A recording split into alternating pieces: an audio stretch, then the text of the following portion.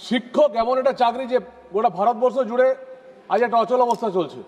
আমার অনুরোধ যে 2011 সালের আগে যারা জয়েন করেছেন তাদেরকে এই যে সুপ্রিম কোর্টের নির্দেশ মতো আবার তাদেরকে যদি বের করে দেওয়া হয় তাহলে এই 15 বছর ধরে যে বিচার প্রক্রিয়া চললো এবং এই শিক্ষকরা যারা পড়াশুনো করে চাকরি পেয়েছে তাদের কি দোষ?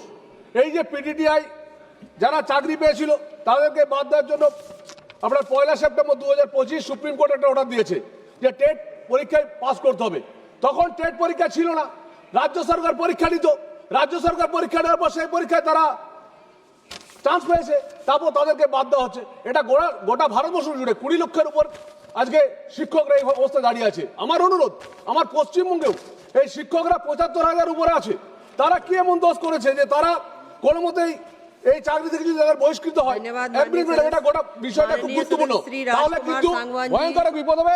আমার কেন্দ্রীয় শিক্ষামন্ত্রীর কাছে আমার অনুরোধ যে এইটা সম্বন্ধে অবিলম্বে ব্যবস্থা নিন এবং তাদের চাকরি যাতে থাকে